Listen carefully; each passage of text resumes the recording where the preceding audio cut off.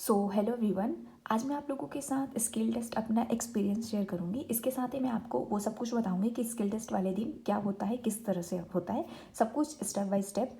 सबसे पहले skill test में आप अगर अपेयर हो रहे हो एसएससी का, तो आपको पता होगा कि जो ग्रुप सी होता है, ग्रुप सी के लिए आपको जो डिक्टेशन दी जाती है वो 100 WPM पर दी जाती है। ग्रुप डी की 80 WPM पर होती है और दोनों की जो टाइपिंग स्पीड की जो टाइमिंग होती है वो आप देख सकते हो। इंग्लिश के लिए ग्रुप सी में है तो 40 मिनट्स मिलता है और हिंदी में है तो 55 मिनट्स। ऐसे ही ग्रुप डी में अगर आप हो तो इंग्लिश के लिए 50 मिनट्स मिलते हैं और हिंदी के लिए 65 मिनट्स। 15 मिनट एक्स्ट्रा मिलता है दोनों सिनेरियो में हिंदी वालों को, ठीक है। और ये 10 WPM पर 100 WPM पर बोली जाती है तो 1000 डिक्टेशन होती है, इसमें 1000 वर्ड्स की डिक्टेशन होती है।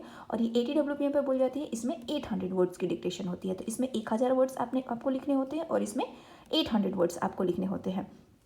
अब मैं स्किल टेस्ट वाले दिन का सब कुछ स्ट्रेटेजी आप लोगों के साथ शेयर करूंगी कि आपको किस तरह से चीज़ें करनी है। सबसे पहली बात कि आप प्री तो देने जाते हो रिटर्न एग्जाम, तो उसमें आप इतना ज़्यादा पैनिक नहीं करते हो, लेकिन स्किल टेस्ट में ना बच्चे बहुत ज़्यादा पैनिक करते हैं, बहुत ज़्यादा। मैं भी फर्स्ट टाइम जब देने गई थी तो काफ़ी ज़्यादा मैं पैनिक कर गई थी और उस वजह से आपके वर्ड्स भी छूट जाते हैं। तो वो रिस्क बिल्कुल नहीं लेना, आपको पैनिक नहीं करना, क्योंकि एसएससी का कोई स्किल टेस्ट बहुत ज़्यादा टफ नहीं होता। एकदम मैं तो कहूँ एकदम हलवा होता है। कोर्ट का स्किल टेस्ट जो होता है वो स्किल टेस्ट होता है, तगड़ा होता है उनका, बट ये स्किल टेस्ट जो होता है एसएससी का एकदम हलवा होता है, बहुत आसान होता है, आप इजीली कर लोगे।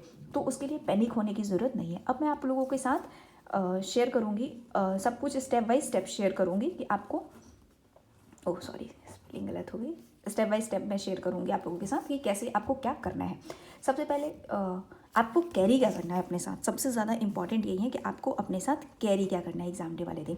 अगर आप पेन से लिखते हो स्किल टेस्ट अपना, सॉरी स्किल, अगर आप पेन से लिखते हो तो आप अपने साथ पेन कैरी करो। अगर आप पेंसिल से लिखते हो तो आप, सिंपल सी बात है, आप पेंसिल अपने साथ कैरी करो। दूसरे को देख के नहीं कि अरे मैं पेन से लिखता हूँ, वो पेंसिल से लिखती है तो मैं लास्ट में अपना पेंसिल कर दूँ, नहीं, वो बिल्कुल नहीं करना। अगर आप पेन से लिखते हो हमेशा से तो पेन पे प्रैक्टिस की है आपने, तो अपने साथ पेन कैरी करो। और पेंसिल से लिखते हो तो आप अपने साथ पेंसिल लेकर जाओ। मैं पेन और पेंसिल कभी बता देती हूँ ताकि कन्फ्यूज़न ना रहे। पेन तो आप जिस पेन से लिखते हो आप वही पेन अपने साथ कैरी करो, बट अगर आप पेंसिल यूज़ करते हो तो वो कौन सी पेंसिल यूज़ करते हो वो होना चाहिए। सबसे पहले मैं पेन वालों को बता दूं कि जो महंगे पेन होते हैं ना मत लिया करो, क्योंकि वो काफ़ी कुछ पेन ऐसे होते हैं जो हैवी होते हैं, तो उसके साथ लिखते वक्त ना आपके हाथ दर्द हो सकते हैं। तो जो हल्के पेन होते हैं ना 3-5 वाले जो मिलते हैं, वहीं उसी से प्रैक्टिस भी करो और पेपर में भी वहीं लेकर जाओ लिखने के लिए। और अगर आप पेंसिल से लिखते हो तो कौन सी पेंसिल आप यूज़ करते हो वही पेंसिल यूज़ करना। फॉर एग्जाम्पल मैं अपना शेयर कर रही हूँ, ये देखो ये होती है स्टेनो पेंसिल, तो मैं ज़्यादातर इसी पेंसिल से अपना प्रैक्टिस भी करती हूँ और पेपर में भी मैं हमेशा यही लेकर जाती हूँ। मैं 4 पेंसिल अपने साथ लेकर जाती हूँ। और अगर आप चाहो तो जो दूसरी नॉर्मल पेंसिल्स होती हैं इसके साथ भी आप लिख सकते हो, लेकिन ज़्यादातर मैं स्टेनो पेंसिल ही प्रेफर करती हूँ, काफ़ी सही होती है ये। और अच्छा, एक होती है लेड वाली पेंसिल, इस तरह की पेंसिल, ठीक है। मैं ना मैक्सिमम घर पे इस पेंसिल से प्रैक्टिस करती हूँ क्योंकि इनको बहुत ज़्यादा शार्प करना पड़ता है और मैं 4-4 घंटे 5-5 घंटे, ये मैं अपने उन दिनों की बात बता रही हूँ जब मैं स्किल टेस्ट की प्रिपरेशन करती थी। अब तो मैं 120 प्लस पे भी लिखती हूँ और इस बार मेरा टारगेट ग्रुप सी है। मैं ग्रुप डी के लिए नहीं कर रही हूँ, मैं ग्रुप डी में ऑलरेडी सिलेक्टेड हूँ, तो मैं ग्रुप सी के लिए कर रही हूँ। तो मैं इससे नहीं प्रेफर करती हूँ घर पे ज़्यादा प्रैक्टिस करना, क्योंकि बहुत ज़्यादा शार्प करना पड़ता है और मैं 6-6 घंटे 7-7 घंटे लिखती हूँ स्किल, तो मैं इसको प्रेफर करती हूँ घर पे। ये लेड वाली पेंसिल है, लेकिन मैं आपको बोलूँगी एग्ज़ाम में कभी भी आप लेड पेंसिल से मत लिखना, क्योंकि इस पर ज़रा सा भी प्रेशर पड़ता है ना, जैसे मैं लिख रही हूँ और ज़रा सा भी प्रेशर पड़ेगा, टूट गया, ये टूट गया।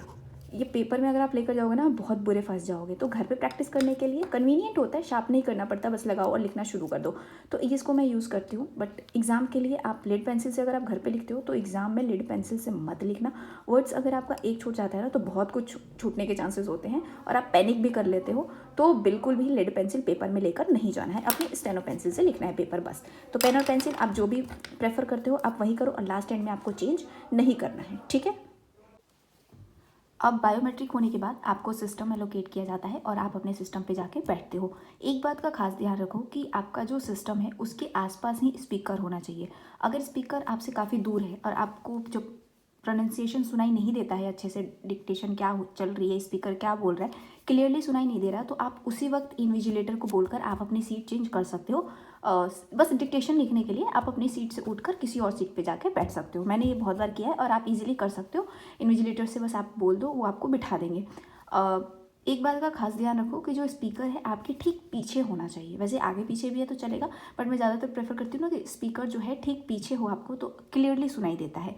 और एक बात का और मैं ध्यान रखती हूँ, और आप भी ध्यान रखो कि आपके आसपास ना बच्चे ना बैठे ज़्यादा। मतलब मैं तो बिल्कुल प्रेफर करती हूँ कि कोई भी ना हो, तो आप इजीली लिख पाओ। क्योंकि आपके बगल में कोई बैठा है, क्या पता वो खांस दे, छींक दे, तो आपके वर्ड्स अगर छूट जाते हैं ना, और एक छूट जाता है ना वर्ड, तो आप बहुत ज़्यादा पैनिक कर लेते हो। तो इस वजह से और भी सेंटेंस पूरा ना छूट जाए, उसका डर रहता है। तो इसलिए आप देखो ध्यान से, पहली बात कि स्पीकर जो है आपके पास हो, आपको क्लियर वॉइस सुनाई दे रही हो, और इसके साथ ही आपके आसपास ज़्यादा बच्चे ना हो, राइट।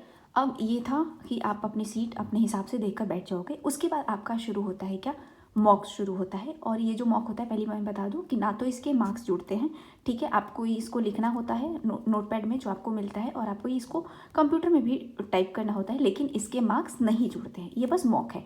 मॉक चलता है आपका 2 से 3 मिनट का, 2 मिनट का ही चलता है, एक मॉक होता है। और अगर आपको लगता है कि क्लियर आपको सुनाई नहीं दी हो, तो मिनिमम इस मॉक को ना वो 2 बार चलाते हैं, 2 बार वो चलाते हैं। और अगर ऐसा लगता है कि आपको अभी भी क्लियरली सुनाई नहीं दिया, या बच्चे बोलते हैं कि थोड़ी प्रॉब्लम है प्रोनाउंसिएशन का, तो वो 3 बार भी चला सकते हैं, 4 बार भी चला देते हैं, ठीक है।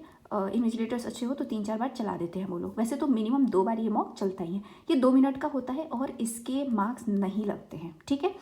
इसके बाद जो जब सारा सब कुछ हो जाता है, पूरा ओके है, ऑल ओके, तो आपका शुरू होता है मेन डिक्टेशन, ठीक है। जो स्पीकर है वो क्लियरली पहले मेंशन करता है कि अब जो है वो मेन मॉक बोलने जा रहा है, तो आप भी रेडी रहो उस चीज़ के लिए। मेन मॉक होगा, और मेन मॉक आपका रिपीट नहीं होगा, किसी भी कीमत पे नहीं होगा, बीच में भी बंद नहीं होता, ये कंटिन्यूअस चलता है। अगर बीच में उठ के कोई बच्चा भी कुछ बोल दे या कुछ भी, तो भी वो बीच में बंद नहीं करते हैं, वो पूरा ही चलता है, ठीक है। मेन मॉक, तो मेन मॉक 10 मिनट का होता है, सी और डी दोनों का ही, सी वालों का 100 WPM पे और डी वालों का 80 WPM पे। और ये रिपीट नहीं होता, ये एक ही बार चलेगा आपका, ठीक है। तो सबसे पहले मॉक टेस्ट होता है आपका, 2 मिनट का बोलता है, 2 से 3 बार ये रिपीट कर देते हैं, लेकिन उसके बाद होता है आपका मेन डिक्टेशन, जो कि 10 मिनट तक चलता है।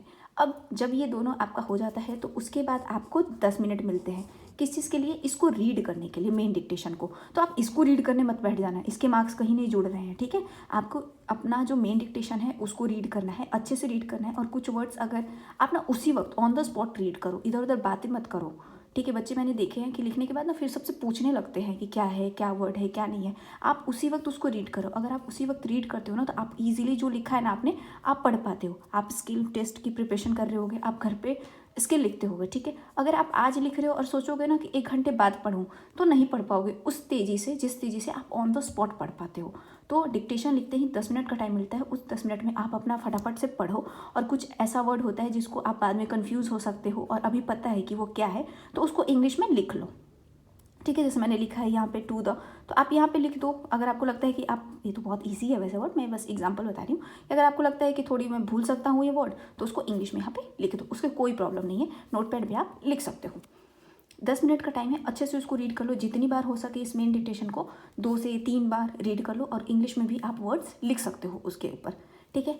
उसके बाद जब आपका सिस्टम शुरू होता है, तो आपको टाइम दिया जाता है अब प्रैक्टिस के लिए। जैसे ये मॉक रिटर्न था ना आपका, डिक्टेशन के लिए था, ऐसे ही मॉक आपका टाइपिंग भी होता है, जिसमें आपको 7 मिनट ही मिलता है, शायद 7 या 10 मिनट का होता है जो मॉक लिखा है ना आपने, उसको टाइप करने का। अगेन मैं बता दूँ, इसका कोई मार्क्स नहीं लगता, ये बस आपको इसलिए दिया जाता है ताकि आप कीबोर्ड की जो है कीज़ भी चेक कर सको, और आप देख सको कि कीबोर्ड पे आपका हाथ चल रहा है कि नहीं।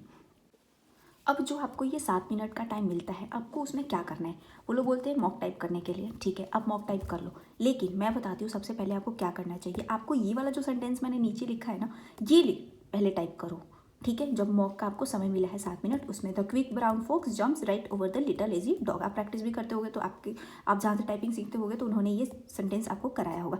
इसमें क्या होता है, आपके इंग्लिश के 26 अल्फ़ाबेट सारे के सारे आते हैं, विच मीन्स कि आपका जो हाथ है ना कीबोर्ड की हर एक कीज़ पे जाएगा। और अगर कोई काम नहीं कर रही होगी कीज़, तो आपको उसी वक्त पता चल जाएगा, और आप इन्विजिलेटर को भूलकर अपना कीबोर्ड जो है वो चेंज करा सकते हो। तो ये सारे वर्ड्स आपको चेक करने हैं, अगर ये बिल्कुल अल्फ़ाबेट्स चेक करने हैं, और ये अल्फ़ाबेट्स अगर सारे सही है, तो आप 0 से लेके 9 तक की जो नंबर्स होते हैं वो भी आप चेक कर लो। उसके बाद जो सिंबल्स होते हैं वो भी आपको चेक करना है, शिफ्ट और कंट्रोल कीज़ भी चेक कर लेना है, और सिंबल तो वैसे आपको सारे ही चेक करने हैं, लेकिन मैं इंपॉर्टेंट सिंबल बता रही हूँ। जो स्टेनो के जो डिक्टेशन है उसमें, वो तो आपको ज़रूरत से ज़रूरत टाइप करना ही होता है। सबसे पहले तो हमारा एक आता है क्या, एक होता है कॉमा, आपको कॉमा तो लगाना पड़ेगा।